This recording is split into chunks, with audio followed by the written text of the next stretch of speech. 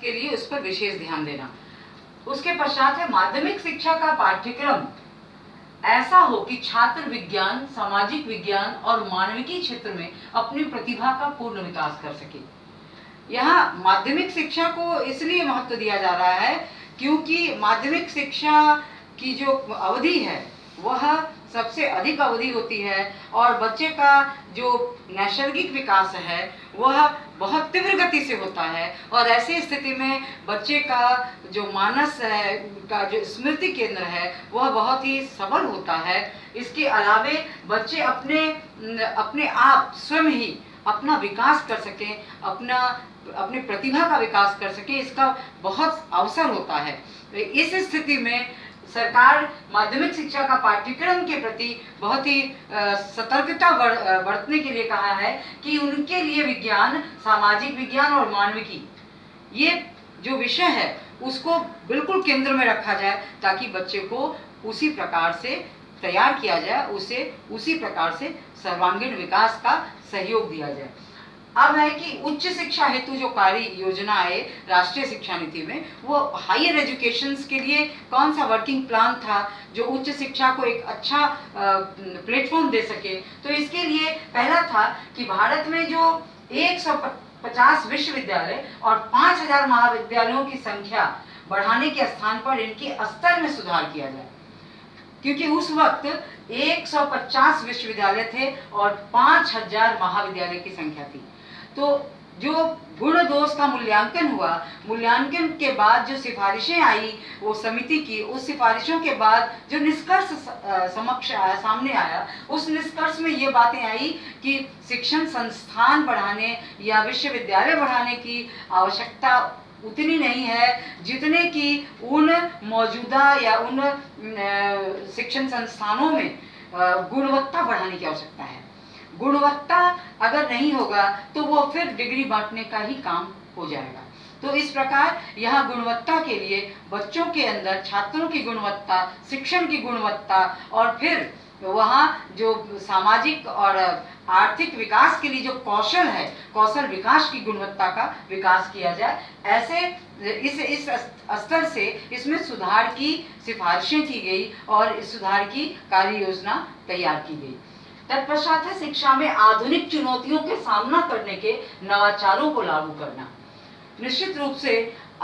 ये बहुत अच्छी बात है कि उस काल में इस बात पर ध्यान रखा गया कि शिक्षा में नवाचार अर्थात आने वाले हर महीना, 2 महीना या 3 महीना में, अब तो हर दिन में कुछ न कुछ नया तकनीक, नए ऐप्स आते हैं, नए नए सारे ऑनलाइन सिस्टम्स डेवलप हो रहे हैं और उस सिस्टम के साथ अपने को हमें बिल्कुल आधुनिक बनाना है, अर्थात नए तरीके से ये नवीनता के साथ आगे बढ़ना है और उस नवीनता के लिए आधुनिक सुविधाएं प्रदान की जाए शिक्षा में आधुनिक चुनौतियों का सामना करने के लिए। क्योंकि अगर हम उस चैलेंजेस को एक्सेप्ट नहीं करते हैं तो हमारा ज्ञान अधूरा रहेगा और हम उन चीज़ों को स्वीकार नहीं कर पाएंगे, दंभित हो जाएंगे, कुंठित हो जाएंगे और इस प्रकार हमारे विकास की जो गति है वह अवरुद्ध हो जाएगी। तो इन तमाम बातों को देखते हुए ये नवाचारों को लागू करने की सिफारिश की गई। तत्पश्चात तीसरा बिंदु है संबद्ध कॉलेज के स्थान पर कुछ स्वायत्त कॉलेज खोले जाएं। निश्चित रूप से जो विश्वविद्यालय से संबद्ध होता है, जुड़ा होता है, जिसकी तमाम गतिविधियां विश्वविद्यालय के नियम कानून के आधार पर चलता है, तो ऐसे विश्वविद्यालयों की अपेक्षा जो स्वायत्त कॉलेज हैं, जो खुद से संचालित होते हैं, ऑटोनोमस कॉलेज, और उस कॉलेज में सारा कार्य कॉलेज स्वयं करता है, उस तरीके से कॉलेज खोलने पर बल दिया गया और उसके पश्चात बहुत सारे ऑटोनोमस कॉलेज भी खोले गए। तो इस तरीके से ये गुणवत्ता लाने के लिए ही ऐसे दायित्वों को विकेंद्रित किया गया ताकि स्वायत्त कॉलेज जो है वह अपने क्षेत्र में शिक्षा के कार्यों को गुणवत्तापूर्वक निभा सके। तत्पश्चात चौथा बिंदु है भाषागत योजना के आधार पर पर्याप्त ध्यान देना और पाठ्यक्रमों में लचीलापन होना। निश्चित रूप से भाषागत योजना के आधार पर जो ध्यान देने की आवश्यकता है वह इसलिए है क्योंकि जिन क्षेत्रों के, जिन इलाके के बच्चे आते हैं वो कैसी भाषा अपनाते हैं और उन भाषा के माध्यम से हम जैसे शिक्षा दे रहे हैं अपनी भाषा में, उसमें कहाँ उस बच्चे को परेशानी हो रही है और उसका ध्यान रखना। और ये भी ध्यान देना कि पाठ्यक्रम अगर हमने निर्माण किया है और उस पाठ्यक्रम को हमें सुचारू रूप से संचालित करने में और बच्चे के विकास के परिप्रेक्ष्य में हमें अगर कोई अवरोधक स्थिति प्रदान हो रहा है तो हमें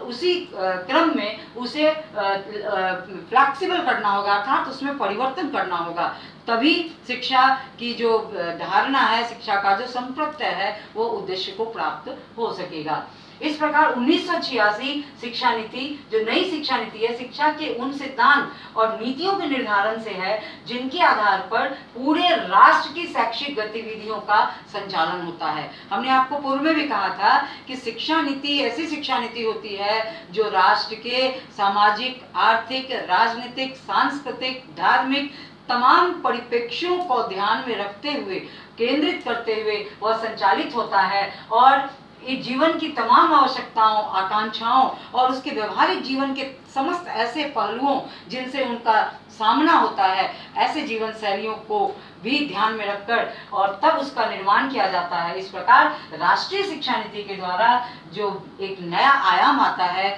वह ये आता है कि राष्ट्रीय लक्ष्यों को हम प्राप्त करते हैं, अर्थात राष्ट्रीय शिक्षा नीति राष्ट्र के विकास के संवर्धन हेतु, राष्ट्र के एक आदर्श नागरिक के संवर्धन हेतु हर तरीके से